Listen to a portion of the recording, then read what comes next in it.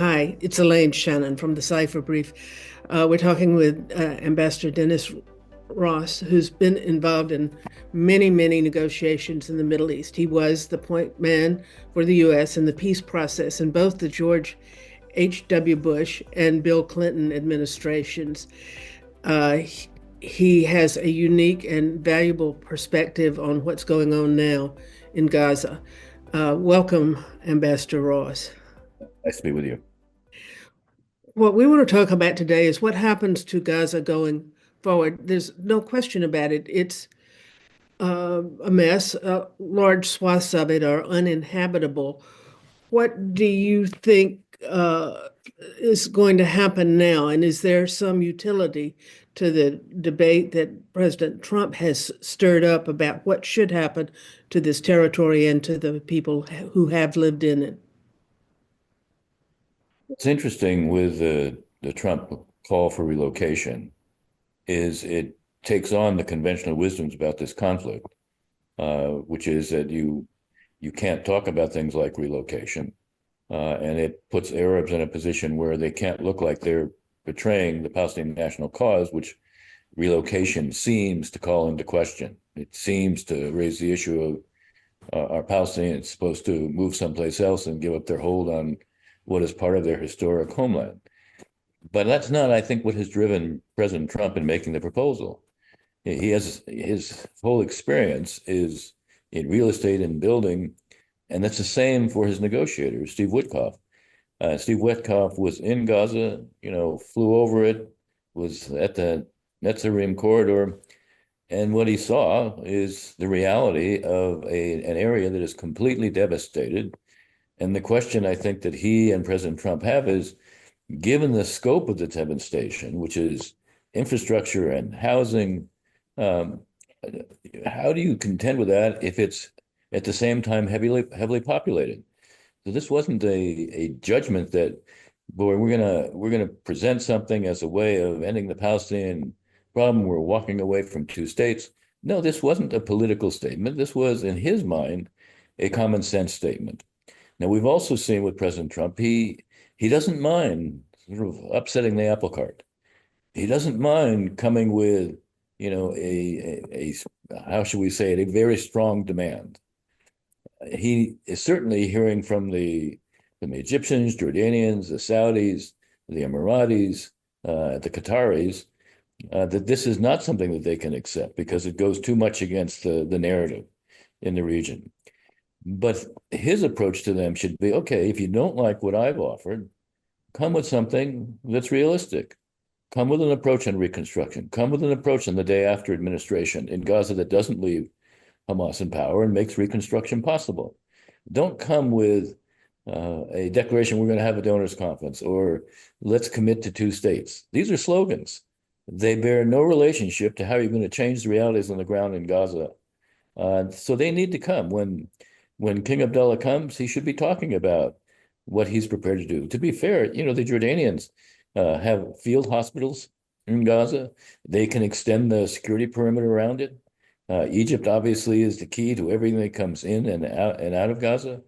The Saudis and the Emiratis, certainly in the case of the Emiratis, they have made it clear they were prepared to commit to a stabilization force to be part of it. So the Arabs, there's an Arab quint, which is Egypt, Jordan, Saudi Arabia, the Emirates, and Qatar. What they should do is they should pool their approach, come up with a common approach, and even lay out a division of labor among them. Who will do what, and how that will contribute to what comes next in Gaza. The more practical that approach, the less it's geared towards general statements, the more practical the approach about here's what we're going to do in terms of bringing security contractors in to make sure humanitarian assistance gets securely distributed to the people who need it. Here's what we're prepared to do in terms of helping set up a transitional administration for Gaza without Hamas, because we understand there's no reconstruction if Hamas is still in control. Here's what we're prepared to do in terms of resuming commercial activity there. Here's what we're prepared to do in terms of rehabilitating some of the infrastructure. And they, to be fair to them, they can say to President Trump, here are the things you could do to make it easier for us to take those steps. Now you're talking about an important dialogue that actually offers to change the reality and isn't just an exchange of platitudes back and forth. That's very useful insight. So you're saying there's some utility for Trump to have said what he said. Am I reading that right? You are reading it right. I mean, look, is it something that I would have proposed? No. But having said that, there are times when everyone is talking at such a level of generality that it's completely divorced from what you're going to do to make sure that the reality changes. So he put something out there. Okay, it's not something that the Arabs can do because they will fear a backlash against them, against their regimes, if it looks like they're walking away from the Palestinians and the Palestinians having a homeland. But by the same token, they can't have it both ways. You can't just be critical of what Trump is saying and then not offer anything as a counter to it. And if you care about the Palestinians, now's the time to be very practical. This is not the time to focus on grand political horizons, which no one can act on anytime soon anyway. I'm not saying you give up the idea of a horizon because it always helps to have a direction for where you're going. But if that's your focus, you're never going to get there because it's completely divorced from what's happening on the ground. It's completely divorced from what actually needs to be done right now. Now, there are things that, President Trump was hesitant to say in response to the question about annexation. And he said, we'll decide within 4 weeks. If he wants to have Saudi normalization with Israel, he will have to be clear that he will not allow the Israelis to go ahead and annex the West Bank. If he does that, there'll be no Saudi normalization with Israel. Recall in 2020, what was the formula that the Emirates, who were the key to getting the Abraham Accords, what was their formula? You get normalization, but you don't get annexation. If you want annexation, you'll have no normalization.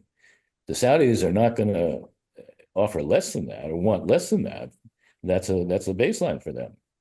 So, look, given what the president wants to do, and because his real strategic objective is Saudi normalization with Israel, the steps he takes now can affect that. And there will be things he will have to require of Bibi. And what he requires of Bibi is don't take steps on the ground that preclude a Palestinian state. And certainly the perception of Trump in Israel, in no small part because of what he said, because he's basically saying, let's not do business as usual now. Let's think outside the box. Now, as I said, when he's thinking outside the box, it's not really because he sees this through a political lens. No, he sees it through a practical lens. How are you going to rebuild what is a one of the most densely populated small areas internationally, an area, by the way, I know extremely well. I spent an enormous amount of time in Gaza. I know exactly what Gaza City looks like. I know exactly what Jabalia looks like, or at least what it did. I don't know what it looks like now because 70% of all the buildings are either partially or totally destroyed.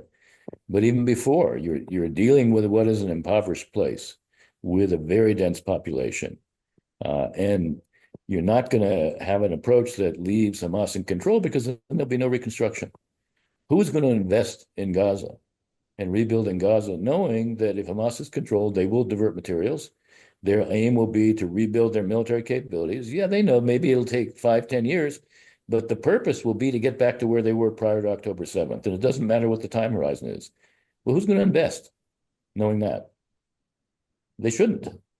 So this is, again, there's an obligation on the part of the Arab states to make it clear how they want to approach that. There's an obligation on their part to do something else.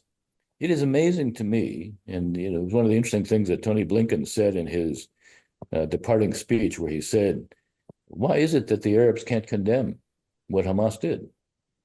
You want to reassure the Israelis about Palestinian statehood, and you can't condemn Hamas for what they did? That's hardly going to create an argument or justification for people in Israel to think, yeah, there should be a Palestinian state.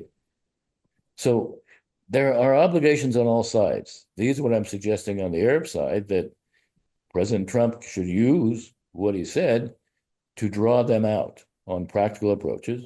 And he needs to be prepared to lean on Prime Minister Netanyahu not to give in to those in the right wing of his cabinet, who, by the way, leaped at what President Trump said and are saying, let's now go ahead and annex the West Bank. Well, now's the moment to sort of be saying, you annex the West Bank, we're out of business. And don't assume if we're out of business, we're suddenly going to be embracing everything you want. The future of national security is here. Introducing the Cipher Brief's NatSec Edge Conference, June 5th through 6th, 2025 in Austin, Texas. Join leaders from intelligence, defense, private industry, and investment as they explore the innovations shaping tomorrow's world. Gain critical insights, connect with top minds, and shape the future of security in an interconnected world. Don't just witness the future, be a part of it. Secure your spot now at natsecedge.com. Since you know so much history, can you refresh us on what has been tried before and has failed in Gaza? Yeah, the problem is in Gaza, the approach to building Gaza was always what I would say on the margins. It was never focused on, all right, here's how we're going to do reconstruction. And by the way, when we talk about rebuilding schools, we're also talking about a different educational curriculum. We never focused on that the way we should have. And this is not just the fact that UNRWA ran all the schools. The fact is, we should have been presiding over an approach that was also emphasizing practical approaches to construction. We should have been heavily focused on stopping smuggling. This is what allowed Hamas to build nearly 400 miles of tunnels. We should have emphasized that, if people in Gaza want to have a future, here are the kind of things we need to see. Now, fact is, Hamas took over with a coup in 2007. And the approach that was adopted by every administration since that time seemed logical, which is create a set of conditions for if Hamas wants to be recognized politically, they have to give up their insistence on resistance. They have to give up the fight against Israel. In other words, they had to give up their identity, which they weren't going to do. But Palestinians needed to know. They needed to know that, if you want a future, here's what Hamas will cost you. We should have been focused from that standpoint more practically even on that. The challenge in Gaza, again, you have an area that has an extremely dense population. You have an area without a lot of natural resources. You do have an area right along the Mediterranean with beaches. But you also have 50% of the population live in refugee camps. And there should have been an approach for a long time that on the issue of the refugee camps, we're not just going to rebuild these. If we want people to have a future, they also have to begin to see themselves as something other than refugees. If they want to be part of a Palestinian state, they have to see themselves as committed to building a state from the ground up with institutions. We do not want a failed Palestinian state. Look, I'm a deep believer in a Palestinian state. The Palestinians are a people. Their national aspirations should be recognized as a people. But what goes with that recognition is also what are the responsibilities they have? Carrying out reform, so it's not a failed state. Ending the idea that the premise of the Palestinians is resistance, not coexistence. We should have been insisting on that all along. And then when it comes to what we were going to do with regard to building in Gaza, we should have taken a more collective approach. It shouldn't have been just on us. What else could we have gotten Arab states to do? Especially they want us to help deliver a Palestinian state. Well, what are they going to do to help deliver a Palestinian state? It can't just be on us. Those are all excellent points, and that gives us some way to look to the path forward. Is there anything else that, any other questions that should be raised that haven't been answered and aren't getting answered? Well, I think I would say the key thing right now is the administration needs to have in mind if the key Arabs are coming, first King Abdullah and then President Sisi, what we should have been doing already is we should have been suggesting to them, coordinate everything you're going to do with the Saudis, with the Emiratis, with the Qataris, because you as a collective have to approach whatever proposal you're going to make, including with a division of labor among you. as to who's going to do what. That will make this much more credible. I would prefer the administration not just to be sitting waiting, saying, here's what we put out, we'll see what you say. We could be shaping more what our expectations are of what they will come with. I would like the administration to do that. And that's on who? On the State Department, on the White House? Well, you have a brand new administration. It's a little bit, I think you got to cut them a little bit of slack because you don't have many people in place. There's obviously a lot of executive orders that are being passed. I mean, there is an interesting contradiction here on the issue of AID. AID has played a major role in Gaza. And one of the things, if I were the Arabs coming and speaking to the president, I would say, okay, what are you going to do on bomb disposal in Gaza? What are you going to do in terms of getting electricity and water up and running? What are you going to do as it relates to rebuilding roads? We'll work with you, but what are you going to do?